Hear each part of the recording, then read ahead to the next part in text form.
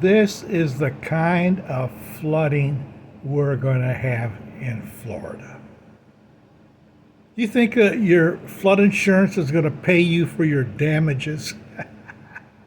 Go on YouTube and see some of the videos where people got lowballed on all the repairs that they needed. I don't have flood insurance. I don't have homeowners insurance.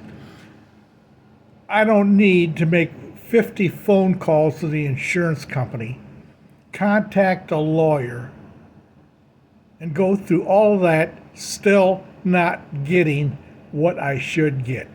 Now, you got insurance, wonderful, but you're not going to get much out of it.